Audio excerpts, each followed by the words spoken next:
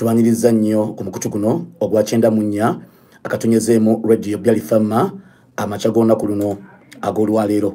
Obudde bwe twali kubusabusa konna bukedde bulungi nnyo, tewaliwo mutawana gwonna, era nga tukola enteekateeka zonna okuva wano ku mbuga enkulu ey'obusira mu ggwanga lunaku lwa Kutaano. Tubaniriza nnyo, mwebale nnyo okujja okutugoberera, mwebale nnyo okujja okutulaba. Osobola okusubscribinga, osobola okulikinga n'okuteekamu komenti yo, byonna tugenda kubeera nga tubifuna n'okubirengera obulungi ennyo we bukeeredde ku makya olwaleero. Mbaniriza nnyo, mujje tugende kwata ku kigalo ky'olengera waggulu awo, otuwe like, tutandike programu eno amakya ag'olunaku n'ag'olwaleero. Abatuuliriza nga tutinatina tugende mu bigambo bino byonna ebiwandiikiddwa, enkola yaffe bwetera okubeera ebbanga lyonna. Tutandika tutya nti egibeera emitwe nga giwandiikiddwa awo entandikira buli ku makya. Naye if Ukraine troops don't leave, amagye ga Ukraine bwe gagaana okuva mu bitundu bino wammanga, Vladimir Putin akulembera gavumenti ya Russia yavuddeyo n'alabula bwe gagaana okuva mu bitundu bino wammanga. Agambye nti ngenda kukozesa amaanyi ag'enkomeredde, kkiriza oba gaana bajja kubeera nga bavaawo lwampaka. Abatuuliriza nga tudduka tugende dakiika ziri 15 ku ssaawa emu ey'okumakya, Russian President Vladimir Putin ayongedde okubeera nga alabula. Bw'abadde alabula ku nsonga za Ukraine n'aga nti amagye gabe galina okubeera gava mu certain positions. Russia egenda kurespondinga with unspecified measures. Era Putin wabadde ayogera ebigambo bino byonna alabudde n'agamba nti obunkenke we buli over the potential deployment of US missile system in the region. Kati America jjuka nti ebadde yagala okubeera ng'eriko missile nga bwe twabategeezako emabega zeyagala okubeera ng'ereeta okuwa abasajja ba gavumenti y'eggwanga lino erimanyiddwa nga era Ukraine. Kati bino byonna bigenda maaso n'okubeera ng'omukulu bw'avuddeyo okwogera. Vladimir Putin akulembera gavumenti ya Russia, byonna avuddeyo n'abisiinyaako oba n'abiyogerako mu kaseera kano. Putin agambye nti tewali plan yonna, kubanga like how I told you nti abazungu babadde batambuza that propaganda pokopoko nti Vladimir Putin, you guys abali okumpi ne Russia ayinza obbalumba obudde bwonna. So wabaddewo okwogerezeganya okwo n'okubatiisatiisa. So babadde Putin ayogera ku bigambo bino byonna, agambye nti tewaliwo plan yonna ya kuinvadinga Europe. Okitegeera ekyo kyo avudde n'akitangaazaako oba n'akyogerako. Basebo ne banya abatuuliriza oba abatulaba Friday eno oba ku makya olwaleero nga tudduka tugende amawulire gaffe gano gonna agajja era ge tufuna enkya y'olunaku luno olwaleero. Nyongera obategeeza mwenna abatulaba nti osobola okukwata ku kigalo ekyo waggulu koona ku tap otwe like. Moscow erabika nti Putin abadde ayogera ebigambo bino byonna. Moscow ye Russia, Putin erabika nti abadde munyiikaavu nnyo era musunguvavu nnyo, n'agamba nti yenna alabika nti yeeteekateeka okubaako obulumbaganyi bagala okubeera ng'akola, ajja kubeera nga embeera eno bagisasulira nga Russia with all options being presented on the table ejja kubeera nga ezikozesa mu buli mbeera yonna. President Vladimir Putin alabudde that Ukrainian troops if they don't withdraw from their position mu key areas, mu bitundu ebyo ebirambikiddwa, singa tebavaayo, singa tebabivaamu amagye ga Russia, they will achieve their objectives by force. Bajja tuukiriza ebiruubirirwa byabwe mu ngeri yalyanyi oba mu ngeri egambiddwa okuba nti ejja kuba yampaka. So ebigambo bino kakasa nti abazungu babifunye, babiwulidde bulungi nnyo we bukeeredde olwaleero ku makya. Abatuuliriza ku radio eno nga tudduka tugende amakya g'olunaku n'ag'olwaleero, twongera okutegeeza nga tugamba tebinnaggwa. Okusinza ku bigambo bya Putin Vladimir, we still receive approaches about ceasing hostilities on the front. Byonna tuchabiwulira tuchabifuna tuchabiwuliza naye Putin ye nga president chichayogera era chichagamba when Ukraine troops leave the territories they occupy then hostilities will stop. Amajiga Ukraine begana ava mu bitundu ebirambikiddwa balina okubeera nga babivaamu obunkenke buno bwonna obusambattuko bujja kubeera nga buyimirira mu ngeri ey'amangu oba mu ngeri efaanaganako bwetyo. If they don't leave, we will achieve this by military means. Bwe bagaana emmundu yegenda okulamula Russia okutuukiriza ebyo bye banaabagaanye okubeera nga oba tujja bajjawo lwampaka. Putin added that the pace of Russia advance in all directions was increasing and Ukraine is suffering heavy losses.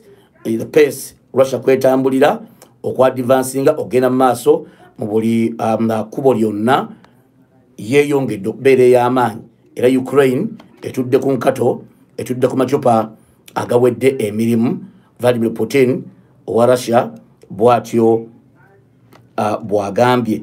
Abatuliriza nga tweyongerayo ne programu eno ku makya olwaleero obudde bwongedde okubeera nga budduka dakika ziri 20 ku ssaawa emu ey'oku makya olwaleero. Mwebale nnyo abasobodde okubeera nga mujja okutulaba n'okutugoberera mu programu eno obukeeredde olwaleero ku makya. Kaakati amawulire gano gongedde okutambula oba gongedde okubeera nga bannaffe gajja.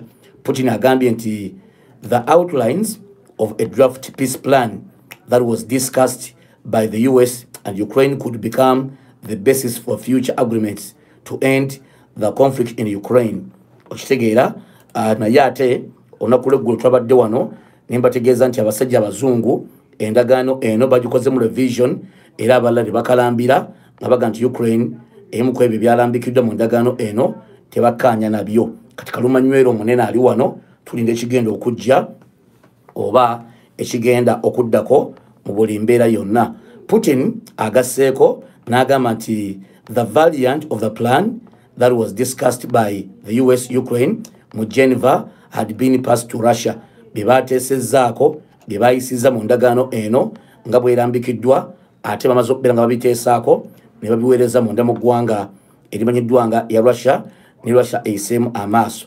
Putin agamba the overall we see that the American side is taking our position into account. That is what Putin kyageza okubeera nga ayogera mu kaseera kano abatuliza balungi era abatulaba mu kaseera kano. Both prior to the following discussion eno yonna nga bwebadde oba nga bwebadde genda maaso mu Anchorage, that was in Alaska, ye besisi ya byonna betuliko betutambulirako byonna byavaawo oba byonna byatandikira awo. Era there are certain matters that we absolutely need to sit down and seriously discuss about this. Okusiza ku Vladimir Putin ye nga bw'ayogera oba nga bw'agamba abatuliriza olwaleero. According to the Russian leader, the legal status of Crimea, Donbass is one of the key points of discussion with the US over a newly proposed peace plan for Ukraine. Ebyo byonna byogerebwako bituukibwako n'ekyebuuzibwa kyekigenda okujja era ki ekigenda okuddako mu kaseera kano we tuli ku makya. 94.1 FM we tuli tukyadduka tukyagenda. Putin, he has now revealed that he was surprised by US sanctions against Russia oil companies that were imposed last month, targeting oil majors, Lukoil, Rosneft, Softy. Nti sabe agati yewunyeza nnyo engeri America gyewa matuse negera ku makampani ga Russia ga oil ate ne bagassaako sanctions ezifaanaganako bweziti nakyo asigadde akyewunya. And suddenly government ya America yalangiridde the introduction of sanctions against 2 of our companies. From nowhere nelange sanctions. What's all this about? Bino byonna bitegeeza ki? Putin abuuza abazungu ki kye mwagaza Russia naye kye mwagala mujja kifuna. I'm being honest. I don't even understand what is going on. Lwaki bagendera bino byonna? Lwaki babikola mu ngeri efaanaganako bwetyo? Ye Vladimir Putin akulembera gavumenti y'eggwanga lino erimanyiddwa nga erya Russia, basebo ne banya batuliza. Therefore, there is no reason to blame Mr. Witkoff for being overly polite to his Russian colleagues. Tewali nsonga lwaki omukungu wa Amerika tuyinza okumunenya mu mbeera efaanaganako bwetyo, naye twebuuza Amerika byekola etandikirawa era egenda etya okukola byekola mu ngeri efaanaganako bwetyo. So oyo ye Vladimir Putin akulembera gavumenti ya Russia. The Russian leader also said that Moscow is ready to engage in discussion about European security. Security y'aba European. Putin agamba nti ye ali ready okubeera abengaginga mu buli mbeera yonna. Era it's hard to say what drives them, but from our point of view, we are tuli wansi naye tusobola okuyimuka kyageza okubeera nga abalaga abazungu bano. Mu mbeera yonna nga bwereeteddwa era nga bwekolebwa era nga bwe tugenda mu kaseera kano, Putin okwogera kwe tujjidde mu kaseera akatuufu. We have no aggressive plans regarding Europe. We are ready to document it anyway. Twina wombera yonna yakulumba Bulaaya ng'abalala bonna bebazze basagambiza n'ebigambo okubyogera okumala ebbanga eriwera. So that is Vladimir Putin akulembera gavumenti y'eggwanga lino erimanyiddwa nga era Russia. Putin also said that Russia is preparing a package of retaliatory measures in response to potential seizure of Russia assets in Europe. Agenda kubaanukula atya omusajja ono Putin Vladimir abazungu agenda kubaanukula atya? Okitegeera ndowooza that is it. Mu kaseera kano akati abayambi ba Putin ku nsonga eno ku sidelines wabadde nabo bavuddeyo ne boogera ng'omukulu Putin amaze okubeera ng'ayogera. Number 1, Sergei Lavrov ayogedde. Putin denies rift with Lavrov. Obaddewo agatambula nti waliwo obutakkaanya ne Sergei Lavrov, byonna bennaga nti tewali. Era Putin also denied that Russia Foreign Minister Sergei Lavrov had fallen out of favor after his conversation with the US Secretary of State Marco Rubio. Gatambudde nagati, that is nonsense. Ate inze ndagira yogera noli ato kale no ebyo webiri. Journalists currently, Russian Foreign Minister Sergei Lavrov is not with you on this trip. Namawulire abuuza taliwo. A little, though he is not on vacation, he's been attending your international visit for 2 weeks. Amwano kudde agabadde nga gogerebwa. Putin agambye nti it is total nonsense.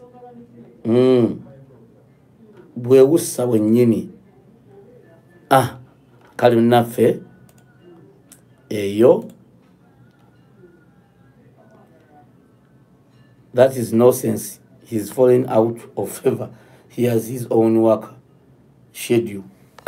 Anna kasajja kano sika bulijjo ka Vladimir Putin. Era he reported to me what he's working on, and when he's doing it, he's preparing for a meeting with American partners.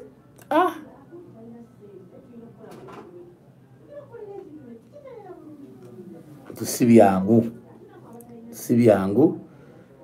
Speculation has been swirling about the lift in the Kremlin after Lavrov's notable absence from high-level meetings following the failed Trump-Putin summit. So, awo ewali kaluma nywera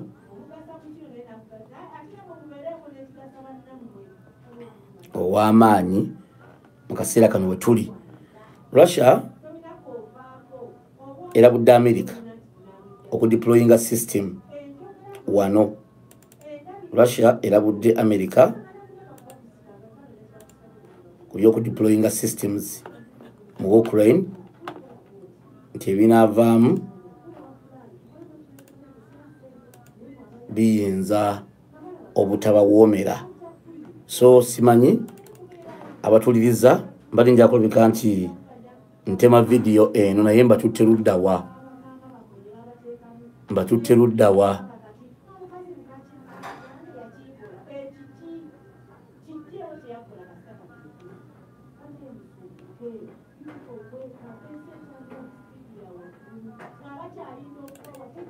katukomewo.